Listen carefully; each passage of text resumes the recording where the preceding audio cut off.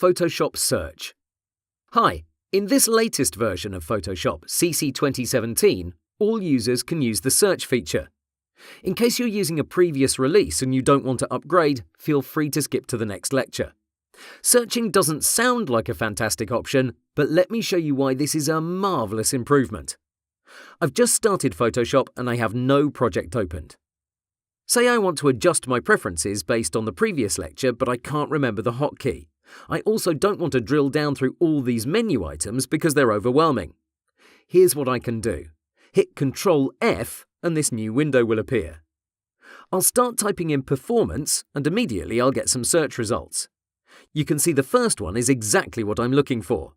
Even better, it shows me where I can find it next time. It's under Edit, Preferences, Performance. Great stuff. But here's the thing. If we look down, we'll also see some other results. The first one is a link for Adobe's website where you can read more about optimizing your settings. So that's the twist. Your search is not limited to the program. You can actually search for tutorials from Adobe's website directly from Photoshop. If you want to focus on that aspect, you can click on this Learn tab and your entire list will be populated with excerpts from Adobe's tutorials. That's great stuff because it can help you tremendously if you're just getting started.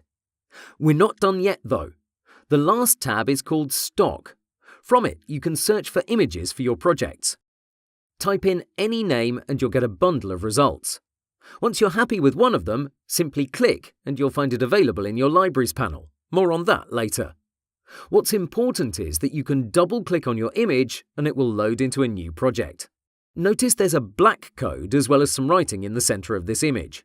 You can see it says Adobe Stock, and that's because these photos are not free to use. They require an additional subscription that starts from $20 a month. This is in addition to your Creative Cloud subscription. So even though you may be paying for Photoshop, all these stock photos are not included. Nevertheless, this search feature will jumpstart any project by mowing down the number of actions required to open a certain feature, tool or panel.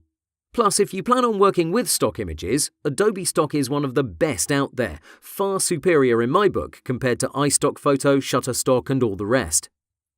Finally, if you don't want to use Ctrl F to get to this search box, you can click on this magnifying glass in the top right and you'll get the same thing no matter if you have an active project or not.